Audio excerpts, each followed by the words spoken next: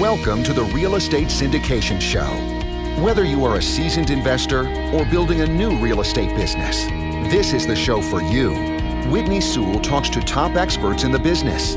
Our goal is to help you master real estate syndication. And now your host, Whitney Sewell. This is your daily real estate syndication show. I'm your host, Whitney Sewell. Today our guest is Rahul Patel. Thanks for being on the show again, Rahul. Thanks for having me, brother. How are you doing? I'm doing great considering all the chaos right now that's happening. How about yourself? I'm doing all right, man. Just hanging in there, really trying to. Our phones have been busy trying to do as much as we can for people that are in some more dire situations than us. You look self-quarantined over there, so... Yes, we are.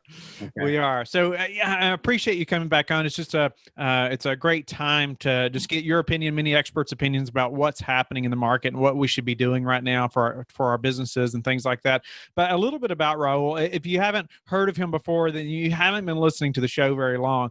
We've done numerous shows together about syndication and the structure of a syndication business and just legal structures and entities and all kinds of different things that you need to know if you are in this business. But he's an attorney, licensed MBA agent, real estate developer, professor, speaker, and serial entrepreneur. He's most commonly known as a managing partner of Patel Gaines, the fifth fastest growing law firm in the nation, where he represents over $8.5 billion in commercial property. He's been featured in USA Today, Forbes, Fortune, Business Week, Texas Lawyer, and the Business Journal, where he was named Man of the Year and Outstanding Lawyer and 40 Under 40. So Rahul, thank you again for your time. And, I love, just from your, you so much experience and so many connections in the business that you have, just looking forward to getting your opinion about what's happening right now and what, as business owners, what we should be thinking about, whether it's dealing with our investors to the structure of our business or business partners or where we even find updates,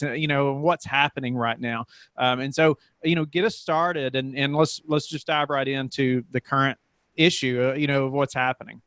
I think first and foremost, I want to start off by telling everybody, I think it's as a business owner or as somebody who's out there in the syndicate world, as a developer, owner, I think you got to stay calm, come up with a plan and stay vigilant. I think right now, there's constant updates and, in the age of social media and in the age of where we have constant communication, I think it's really important to stay vigilant with the updates.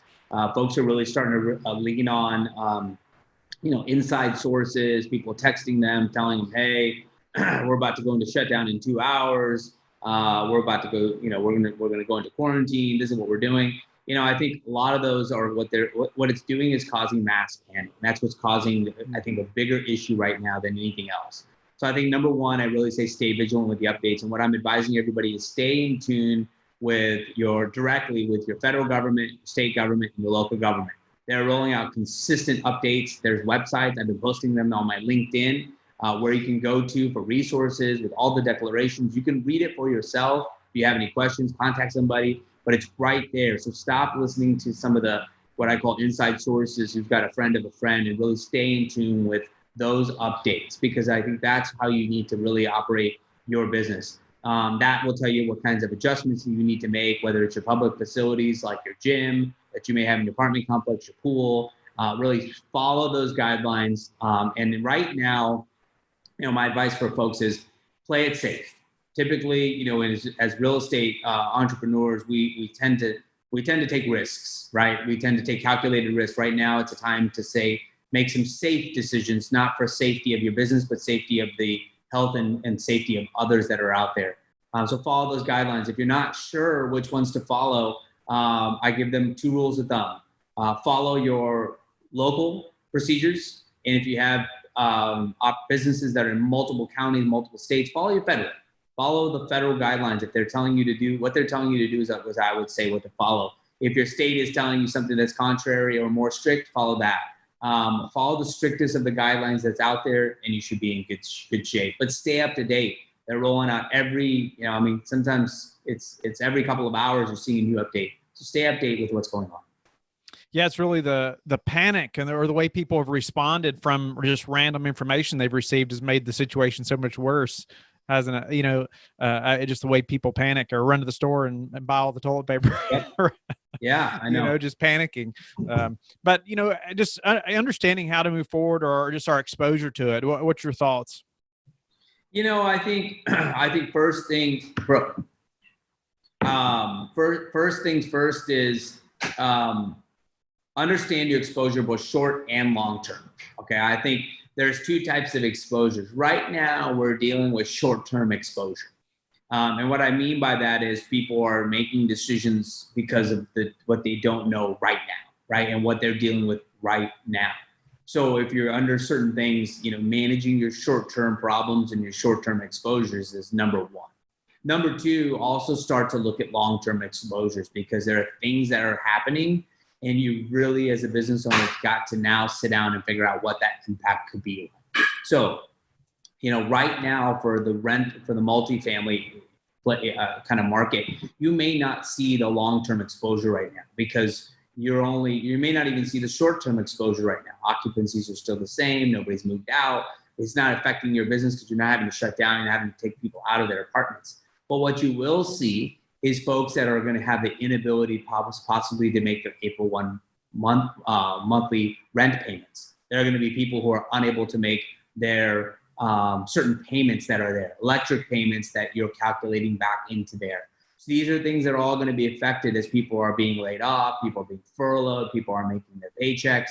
So they may not have an effect on April 1. It may not even have an effect on you maybe May 1, but you're going to see some of that effect. So really start to have some plans for that and really start to communicate what you're going to do to your investors and also maybe to your tenants, what you're going to do that. Look at your agreements, look at your contracts, understand the debts and obligations that are there and that are structured. And really, start to have a conversation with what's going on. We can get into this, but one of the solutions that I've given some landlords is come up with a plan in this time that can be beneficial for your end user, your tenants, and also for you as a business, right? It's time to make some good decisions, but also some decisions that can help folks out. So for example, I've given the landlord here some advice that he's taken. Many of their tenants are on 5 and 7 and 10-year long-term lease contracts. Good tenants that have always paid their bills, have done what they've needed to do. What they've done is given them 3 months on the front end, and they've extended their lease by 3 months. So what they've done is said, look, don't make your April payment, don't make your May payment, don't make your June payment. Operate your business and do what you need to do to make sure that you are doing other things, right? And so what they've done is put them some requirements to say, please show us that you paid your lender kind of payments. And even those, number one, request some relief, right? Request whatever relief you can make. Number two, pay your employees that have been critical and vital to you, right? And then pay your insurance premiums and things that you may need to pay that are not giving you reprieves, right? And then maybe extend them 3 months so that way you're kind of working a solution for both of them right now where they need it because their business is being shut down. Same thing with tenants. There might be some tenants who are saying, look, my job's going to return. It's just not right now. I don't know what's happening. So maybe a 12-month lease turns into a 15-month lease with 3 months being abated right now. Those are all things that are going to be, you're going to have to work with them. You're going to have to find some solutions, but really start to look at that, come up with a plan and find out what's good for you. Because I will see in the multifamily space, people say, how will we be affected? You will be affected because many of those people who are staying in your units are the ones that are being affected right now by this pandemic. So can you tell me if a listener or myself, would need to think through that and say, okay, we're going to notify the tenants that we're going to lower their rent for a few months, or, something that's going to benefit them, something that's going to allow them to be able to stay, potentially, a little bit of breathing room till they can find another job or figure something out. How do we approach that legally? And, do we come up with some kind of, of contract, something that's going to kind of lay that out? Well, okay, we're going to do this for 3 months, but then, it's going to go back up, and then we're going to extend your lease, or what does that look like? So what I have told clients is first, again, you got to go back, talk to your lawyer, really look at all of your leases, look at how you've set up your business. Second, look at, this is, like I said, kind of an active conversation, understanding what you owe in terms of debt service, to your lenders, to your partners, and having discussions on both ends. First, you're an owner of a multifamily, start talking to all of your lenders. Figure out what you can do. If they can give you 3 months reprieve, well, guess what? You can give your tenants 3 months reprieve. That's what I'm telling folks is give what you're getting, right? If you're getting 3 months, give other folks 3 months, because it's not an opportunity for you to kind of benefit from this. This should be whatever you can benefit from, pass that along. A lot of lenders going interest only. A lot of lenders just saying, we're going to forbear 3 months of payments altogether, right? So if you can get that, calculate that, and pass that along. What I'm also saying to folks is pass it along equally and uniformly to avoid issues where you're saying, well, how do you justify who needs it? We're not the Small Business Administration determining who's qualified for assistance, who's not, right? So my position is if you're going to give a 20% rent abatement, 30% rent abatement, 50% rent abatement, give it across the board. You will find yourself getting as much public benefit from this by saying this is what we're doing as a good steward of this as you are from your tenants. And also right now, whether you're a believer of this or not, as much good karma as you can get. I mean, we're hoping that everybody's good karma can change the course of what's happening. So really have a good understanding, have a good plan, and use your weekends, use some of your free time to figure out a plan with your attorneys, with your office managers, with your apartment managers, and come up with a good plan that works for everybody. No, that's some great points. So even just the debt and obligations that we already have in place, and trying to go back and talk to the lenders and see what they're doing, or what the options that they're giving us to make this work long term for everybody to make it work. What about those contracts that we already have in place, and how do we approach that with them? Good. This is best time than ever. It's interesting. This weekend, we did Zoom with family members all over the country. On a normal weekend, we'd never do that. We're so busy in our day-to-day lives, you can't do that. So I would say the same situation here is normally you don't have conversations with your vendors. Call them. That's the number one advice I'm telling people is pick up the phone and call them. They're going through the same situation you are. And chances are right now they want to work with you and that you want to work with them. I will tell you what impresses me at least the most right now is that people are sticking together more so than I've ever seen, except for the hoarders. I think people are really sticking together. People are trying to do what they can to help each other, right? So in my opinion, if you can have a conversation, this is the best time to do. Say, look, we've had a great relationship for 6 years. But I'm struggling right now. I need some help. Can you guys help me? I would tell you that more often than not, you're seeing people say, okay, what can we do? At this point, whether you can get your attorney involved or not, initial the contract, make an amendment and send it on and business and keep going on, if that makes sense. But it's a good time to really look at a lot of things, cut back on things that you may not need. If you're not needing to heat your pool, if you're not needing to do some services to your pool, cut them down, right? Cut down certain things that you just are not needing to do right now, and try to limit as much cost as you can as well. What about other adjustments in our business that maybe we haven't already discussed that we need to be thinking about? Whether it's maybe not directly with the tenants, but just anything else in our business that you all have had to adjust or are planning to adjust that we should be thinking about? Right now it's still a little early to tell. I would say really, in terms of adjustments of business, especially in the multifamily, it's a little difficult to some extent because people still need a place to live.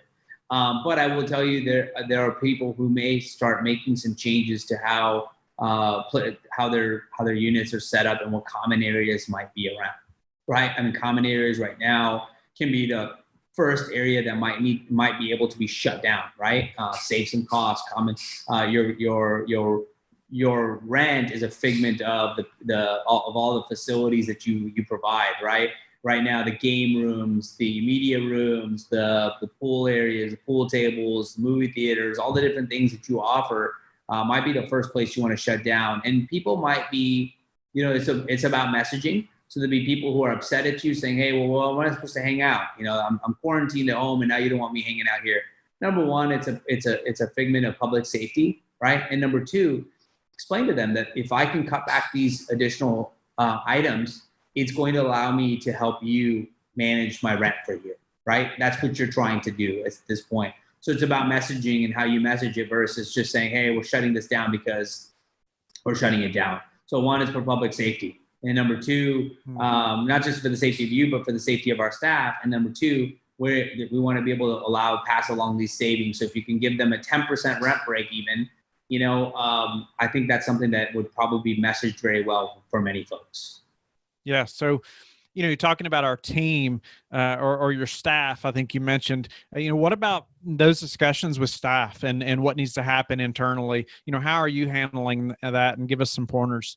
I say this is a good time to have good, open, honest discussions with the team. I think this is in many ways, this should be a wake-up call for your weakest team members, right? Because if you were weak and you weren't maybe the strongest participant on your team, you're probably going to be the first to be let go. And so this is a good time to have a conversation to many of those folks to wake them up to and say, look, guys, I need you more than I've ever needed you now. And if you can pick it up, we can together get through this. And for your strongest players, same thing. I mean, this is the time to say, look, guys, I need you to lead, because if you can lead with positivity, you can lead with good, with strength, and we can get through this. And I think that's where where it works well.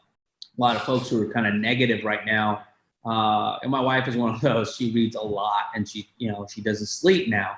And my belief is that we've just got to stay positive. Got to wake up. We got to figure out what we can do, and we just got to go. We can't unsolve the problem that we have right now. What we can do is work to get forward for tomorrow, right? And so I think it's a good time to have discussions with those folks. And quite frankly, if you're having to face layoffs or make some cuts, better to have the discussion to let them know what's coming, because they may see it, they may sense it, they can tell. So you're better off having a conversation with them so they can prepare as well, right? Because you don't want to walk in there and all of a sudden their Friday paycheck doesn't come. Let them know, right? It's a tough conversation to have, but you got to have it.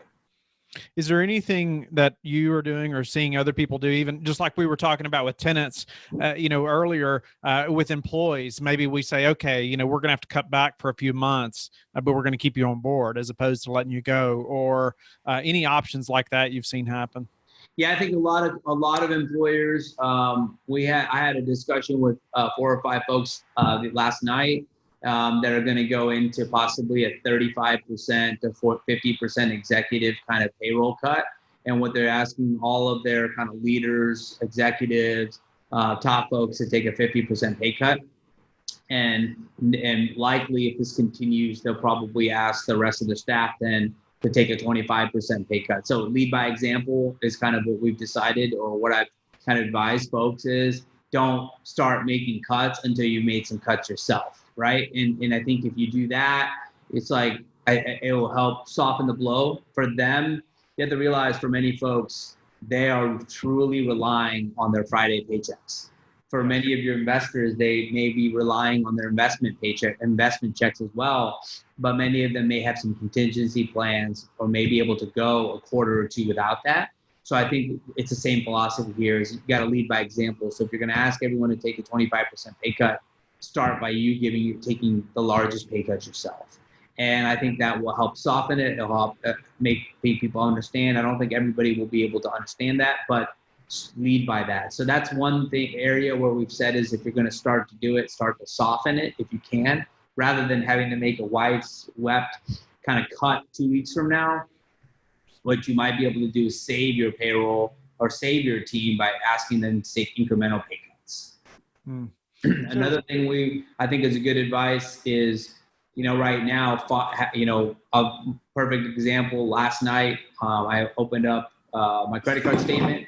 I opened up my bank statement, and I made a spreadsheet, and I called probably about 6 or 7 different things that I don't use really, and I made some cuts, right, myself. Just certain things that I can kind of live without right now that aren't necessary. Credit monitoring, certain types of things that are not so important, but just cut down some things that I may not need so much right now. And I made some cuts. We cut out some apps that we were paying for that aren't necessary, that we're doing because we knew we were adding. At the same time, we're adding Zoom, we're adding Skype, we're adding certain apps that we need now to do business. So kind of help offset defray some of those costs as well. What about communicating with investors right now? What are some, things that obviously maybe you can highlight they're worried about, or that we should be communicating? I mean, I know some things are obvious, but maybe there's some things that are not so obvious that we need to definitely be bringing out and communicating with them specifically. Number one, communicate what proactive measures you're starting to take at the property level and at your finance level. Communicate what measures are you calling banks? Are you calling lenders? Are you calling vendors? What have you done? How much expense have you saved or cut during this time? Number two, engage with them with all proactive measures that you're taking at the property level as well, right?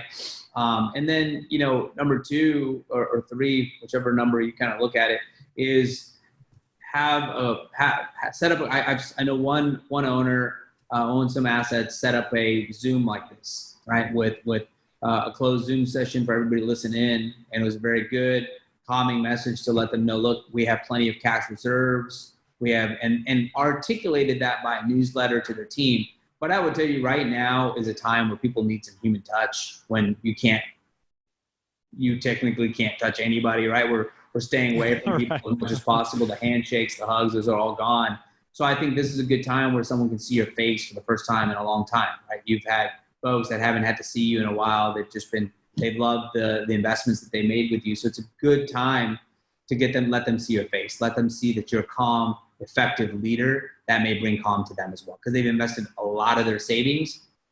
The other important item is, while people have lost 25, 30, 40% in the stock market overnight, I don't think that your assets lost that much value at this point, right? You may have lost some valuation, maybe not, but that's another good calming mechanism that you can explain to people. Hey, look, guys, we are good positioned, cash reserves, our leverage points, our lenders are working with us, our vendors are working with us, our tenants are working with us. We have a plan. Sometimes there's no substitute for people seeing face to face, if that makes sense. What about holding off on distributions? I know that's been a discussion I've seen on social media some, or in some masterminds I'm in. What are your thoughts about, communicating to investors that, this is probably a time where we need to hold back on distributions so we have, the cash reserves, larger cash reserves for the potential loss of cash flow that we were expecting? What are your thoughts? Well, you have to be careful with that. You have to first look and see what your lender documents require. So first of all, make sure you're meeting those cash reserves in whole. Some lenders might be modifying their cash reserve requirements right now in these times. So really, this is a time where before you do decisions like that, you really should speak with your lawyer and understand, make sure you're making the right decisions. What may be seemingly best for you could put you in an issue if your operating agreements, your partnership agreements, and your loan documents require something alternative to that. So it doesn't mean you can't do it. Doesn't mean you can't obtain the necessary votes or confirmation to do so, but make sure that you do so. Because right now is, like I talked about, the short-term kind of mitigation. What you will start to see is the long-term exposure of this come down the pipeline. The next thing that you're going to see as a result of this pandemic, after you kind of the market starts to fall and you see the employment rates drop and some of this, you're going to start to see the delinquencies. You're going to start to see the banking issues. You're going to start to see the effect of all of that come to light here, maybe 6, 9, 12 months down the road. The last thing you want to do is have done things for the right intent, but done it the wrong way, right? So if you need to obtain the necessary votes, do it.